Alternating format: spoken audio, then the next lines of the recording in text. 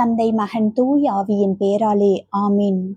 ஆண்டவரின் அருளும் சமாதானமும் உங்கள் அனைவருடனும் இருப்பதாக. இறைவா, இன்று உமது வார்த்தையை கேட்க எங்கள் இதயங்களையும் மனங்களையும் திறந்தருளும். உமது திருவுளத்தின்படி வாழும் ஞானத்தையும் அருளையும் எங்களுக்கு வழங்குவீராக. ஆமீன். வாருங்கள், இன்றைய இறை வார்த்தையை இறை பக்தியுடன் தியானிப்போம்.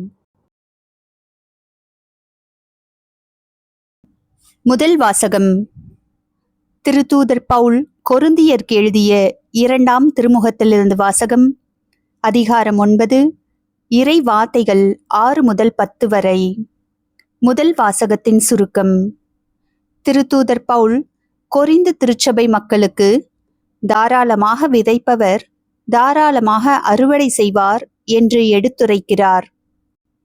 மகிழ்ச்சியுடனும் விருப்பத்துடனும் கொடுப்பவரை இறைவன் விரும்புகிறார் என்றும், பிறருடன் பகிர்ந்து வாழ இறைவன் நமக்கு தேவையான அனைத்தையும் வழங்குகிறார் என்றும் கூறுகிறார். இன்றைய நற்செய்தி. யோவான் எழுதிய நற்செய்தியிலிருந்து வாசகம். அதிகாரம் 12, இறை வார்த்தைகள் 24 முதல் 26 வரை. நற்செய்தியின் சுருக்கம். இயேசு தம்மை மண்ணில் விழுந்து மடிந்து பலன் தரும் கோதுமை மணியோடு ஒப்பிடுகிறார். தன்னலமில்லாமல் தம்மை பின்பற்றி சேவை செய்பவர்களே உண்மையான சீடர்கள் என்று அவர் போதிக்கிறார். தமது வாழ்க்கையை இறைவனுக்காக அர்ப்பணிப்பவர்கள் நிலை வாழ்வை பெறுவார்கள்.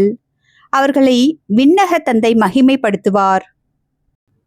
இன்றைய இறை செய்தி. இன்றைய இறை வார்த்தை மகிழ்ச்சியுடன் தாராளமாக கொடுத்து தன்னலமின்றி இறைவனுக்காக வாழ அழைக்கிறது.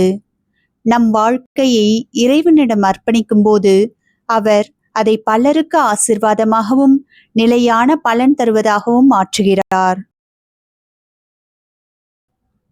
சிந்தனை துளிகள். எதிர்பார்ப்பில்லாமல் இறைவனுக்காகவும் பிறருக்காகவும் கொடுக்க நான் தயாரா? கிறிஸ்துவுக்காக தியாகம் செய்ய நான் மனமுள்ளவரா? இன்று இறைவன் என்னிடம் விதைக்க சொல்லும் விதை எது? இந்த வாரம் என் வாழ்க்கை யாருக்காவது ஆசீர்வாதமாக எப்படி மாற முடியும்? சற்று சிந்திப்போம். நிறைவு ஜெபம்.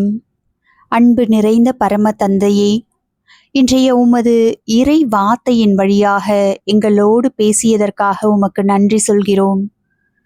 மகிழ்ச்சியுடன் தாராளமாக கொடுக்கும் மனதையும் தன்னலமின்றி பிறருக்காக சேவை செய்யும் உள்ளத்தையும் எங்களுக்கு தாரும். தியாகம் தேவைப்படும் நேரங்களிலும் உம்மை பின்பற்றும் தைரியத்தை எங்களுக்கு அளியும். மண்ணில் விழுந்து பலன் தரும் கோதுமை மணியைப் போல எங்கள் வாழ்க்கையையும் பலருக்கு ஆசீர்வாதமாகவும் உமது மகிமையை வெளிப்படுத்துவதாகவும் இருக்க அருள் புரியும்.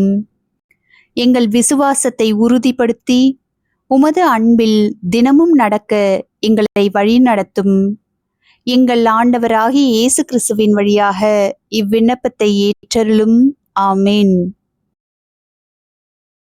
இன்றைய இறைவார்த்தை உங்கள் இதயத்தை தொட்டிருந்தால் இறைவார்த்தை சேனலை சப்ஸ்கிரைப் செய்து லைக் மற்றும் ஷேர் செய்யுங்கள். ஆண்டவரின் அமைதி உங்களோடு இருப்பதாக.